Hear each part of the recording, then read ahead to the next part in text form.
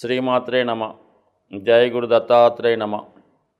ఈ వీడియోలో మనం జనవరి 16వ తారీఖు నుంచి 31వ తారీఖు వరకు జరగబోయే పక్ష ఫలితాలు తులారాశి వారికి ఏ విధంగా ఉండబోతున్నాయి అన్న విషయాన్ని ఈ వీడియోలో పరిశీలించే ప్రయత్నం చేద్దాం. తులారాశి వారికి ఈ రాబోయే 15 రోజులు కూడా అత్యంత అనుకూలంగా ఉండడం జరిగింది. 2 శుభగ్రహాలు ఈ రాశి వారికి అనుకూలంగా ఉండడం జరిగింది. ఒకటి శుక్రుడు, రాశ్యాధిపతిగా ఉన్నటువంటి శుక్రుడు ధనస్థాన సంచారం, వ్యక్తిగత ప్రతిష్టతో ప్రయత్నంతో ఆర్థికపరమైనటువంటి అభివృద్ధి, కుటుంబ సమస్యలు పరిష్కరించుకోవడం, అధికంగా ధనాన్ని వెచ్చించడం జరుగుతూ ఉంటుంది. అయితే ఇక్కడ అష్టమాధిపతిగా ఉన్నటువంటి శుక్రుడు కూడా ధనస్థానంలో సంచరిస్తున్నాడు. ఎక్కడ? వృశ్చిక రాశిలో.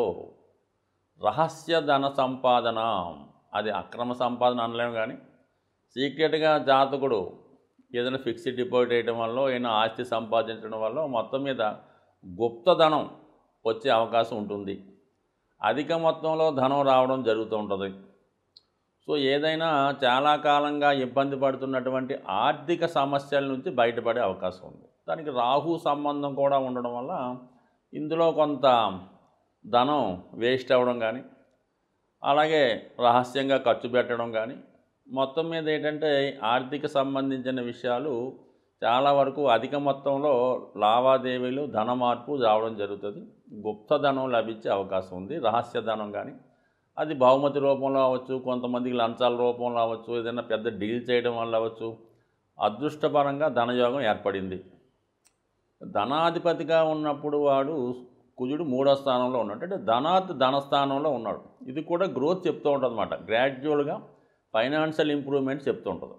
సో ఏదైనా మొత్తం మీద జాతకుడికి ధనయోగంతో జీవితం ప్రారంభమైంది. అంటే ఈ వారం గురువు కూడా రాశిని వీక్షిస్తున్నాడు. సో గురువు ఎప్పుడైనా రాశిని వీక్షిస్తున్నప్పుడు ఎటువంటి సమస్య నుంచి అయినా, ఎటువంటి ఇబ్బందుల నుంచి అయినా, అనారోగ్య సమస్య నుంచి అయినా బయటపడవేస్తూ ఉంటాడు అనమాట. ఇబ్బంది కలగకుండా జాతకుడిని, ఎటువంటి ఇబ్బంది పడకుండా జాతకుడిని సేఫ్ సైడ్లో ఉంచడం జరుగుతూ ఉంటుంది. 7లో ఉన్నటువంటి గురువు లాభస్థానాన్ని కూడా వీక్షిస్తుంటాడు. సో ఆ కారణం వల్ల ఏంటంటే ఏదైనా డీల్ చేయడం వల్ల కానీ, పార్ట్నర్షిప్ వల్ల కానీ, కొత్తగా అగ్రిమెంట్ సైన్ చేయడం వల్ల కానీ, ఇతరుల యొక్క పరిచయాల వల్ల కానీ, వివాహ జీవితం వల్ల కానీ, భార్య లేదా భర్త వల్ల కానీ ధనలాభాన్ని రావడం కానీ, వారికి అభివృద్ధి కలగడం కానీ, వారి పేరు ఉపయోగించుకొని మీరు లాభం పొందడం కానీ, మొత్తం మీద ఏంటంటే ఫైనాన్షియల్ సపోర్ట్ అనుకూలంగా ఉంటుంది. అలాగే మీరు ఏదైతే ఆశిస్తున్నారో అది వారి నుంచి లభిస్తుంది. అంటే పార్ట్నర్స్ నుంచా, భర్త నుంచా, భార్య నుంచా, ఫ్రెండ్స్ నుంచా అన్నది మీకు కంపల్సరీగా సహకారం లభించే అవకాశం ఉంది. మొత్తం మీద ధనయోగం, ధనస్థానం యాక్టివేట్ అయింది, లాభస్థానం యాక్టివేట్ అయింది, ఒక విధంగా అష్టమ స్థానం యాక్టివేట్ అయింది. అంటే ధనంలో ఉన్నటువంటి శుక్రుడు అష్టమాన్ని వ్యాఖ్య, ఇవన్నీ కూడా ఫైనాన్స్ చుట్టూ ఈ వారం తిరుగుతూ ఉంటుంది. ఇంకా లాభాధిపతి 4వ స్థానంలో ఉన్నాడు. సో దాన్ని బట్టి ఏమవుద్ది, జాతకుడు వచ్చిన ధనంతో ఏదైనా స్థిరాస్తి కొనడం కానీ, వాహనం కొనడం కానీ, స్థిరాస్తి మీద ఇన్వెస్ట్ చేయడం కానీ. సో కొంతమంది ఏంటంటే వాళ్ళ యొక్క జీవితాశయం ఏదో పదవి, లేదంటే ఏదన్నా వృత్తి, ఏదైనా దానికోసం కూడా ఇన్వెస్ట్ చేయడం జరుగుతుంటుంది. అంటే ఈ మధ్యకాలంలో ఏదైనా పదవి కావాలన్నా కూడా కొంత పెట్టుబడి పెట్టవలసి వస్తుంది. కాబట్టి అటువంటి ప్రయత్నం అయినా పెద్ద మొత్తంలో ధనాన్ని వెచ్చించి ఏ రాజకీయ పార్టీ టికెటో, ఏదైనా ఒక సీటో కొనుక్కునే అవకాశం కూడా ఈ సందర్భంలో ఉంది. ఎందుకంటే రవి ఉన్నాడు కాబట్టి ఆ పొలిటికల్ సైడ్ ఉంటుంది. అయితే ఈ తులారాశి వారు ఎప్పుడు కూడా ఒకే వృత్తిలో కంటిన్యూ అవరం. జీవితం ఒక వృత్తిలో ప్రారంభించి వేరే వృత్తిలో ఎండ్ చేయడం జరుగుతుంటుంది. సో అలాగే ప్రతిఫలం ఆశించకుండా, అంటే కొంతకాలం పాటు ధనాన్ని సంపాదించి కొంత ఏజ్ వచ్చి వాళ్ళు ఇక చాలు మనకు సరిపోయింది అన్నప్పుడు ప్రజా సంబంధించిన కార్యక్రమాల్లో పాల్గొంటుంటారు. కొంతమంది రాజకీయాల్లోకి సర్వీస్ చేస్తూ ఉంటారు. కొంతమంది ఏదైనా చారిటబుల్ ట్రస్ట్ పెట్టి ఏ స్కూలో, లేదంటే ఏ టెంపులో, ఏ ఐ హాస్పిటల్లో, లేదంటే అన్నదాన సత్రమో, లేదంటే వృద్ధాశ్రమం స్థాపించి వాళ్ళకి అనుకూలంగా డొనేషన్ సేకరించి వాళ్ళ అభివృద్ధికి కారణమవుతుంటారు. మొత్తం మీద సేవా రంగంలో కూడా పాల్గొంటుంటారు. అంటే మల్టిపుల్ టాలెంటెడ్, ఎక్కడున్నా ఏ పని చేసినా కూడా మంచి గుర్తింపు కలుగుతూ ఉంటుంది. 10 మందిలో సెలబ్రిటీగా పేరు పొందుతూ ఉంటారు. మంచైనా చెడైనా బేగా వ్యాప్తి ఎంత ఉంటుంది. చిన్న ఇబ్బంది కలిగినా కూడా మొత్తం అంతా వ్యాపించి అన్పాపులర్ చేస్తుంటారు. చిన్న ఇబ్బంది కలిగినా, చిన్న అపవాదం వచ్చినా, చిన్న సమస్య వచ్చినా కానీ దాని రోమలుగా వెళ్ళిపోతుంటాయి అన్నమాట. అదే కొద్దిగా ఏదైనా లాభం వచ్చినా విపరీతంగా ప్రచారం చేస్తూ ఉంటారు. ఏదైనా అతివృష్టి అనావృష్టిలాగా ఉంటుంది. ఇతరుల యొక్క ఈర్ష్యకి అసూయకి తొందరగా గురవుతుంటారు. సో ఏదైనా ఈ రాశివారు ఏ విషయం చేసినా, ఒక స్థిరాస్తి కొన్నా, ఒక అభివృద్ధి పొందినా ఏదైనా రహస్యంగా చేసుకోవడం మంచిది తప్ప 10 మందికి వెల్లడి చేయడం వల్ల అది ఏదో విధంగా ఇబ్బంది కలిగే సూచనలు ఉంటాయి. కాబట్టి ఏదైనా వ్యవహారాన్ని సీక్రెట్గా రహస్యంగా చేసుకోవడం మంచిది. ఇక మరి 6వ స్థానంలో రాహు, 3వ స్థానంలో కుజుడు.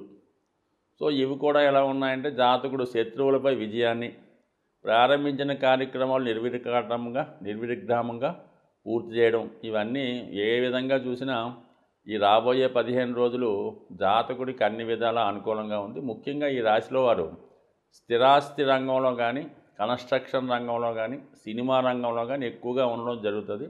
ఆ రంగాల వారికి ఖచ్చితంగా కొత్త ప్రాజెక్టులు ప్రారంభం అవడం, కొత్తగా ఇంప్రూవ్మెంట్ రావడం జరుగుతుంది. అలాగే ఎక్కువ మంది బ్యాంకింగ్ అండ్ ఫైనాన్స్ రంగంలో కూడా ఉంటుంటారు. అలాగే సాఫ్ట్వేర్ రంగంలో కూడా ఉంటారు.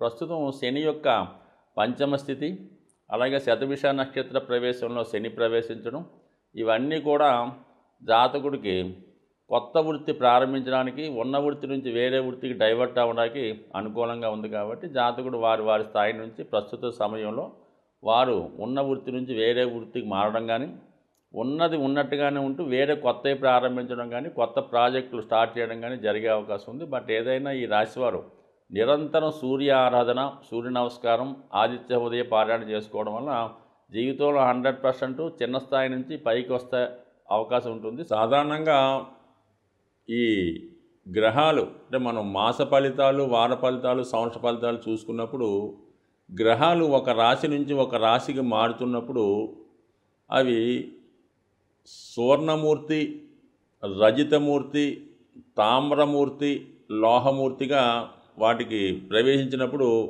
వాటి స్థితిని బట్టి ఈ విధంగా అవి యాక్ట్ చేయడం జరుగుతుంటుంది. ఉదాహరణకి ఏదో గురుగ్రహం మారితే కొన్ని రాశుల వారికి సువర్ణమూర్తిగా ఉండడం జరుగుతుంది. అద్భుతమైన యోగాన్ని ఇస్తూ ఉంటాడు ఆ రాశుల వారికి. కొంతమందికి తామ్రమూర్తిగా ఉంటాడు, కొంతమందికి లోహమూర్తిగా ఉంటాడు. అంటే ఈ లోహమూర్తిగా ఉన్న వాళ్ళకి మంచి స్థానంలోకి వచ్చినా కూడా ఇబ్బంది పెడుతూ ఉంటాడు.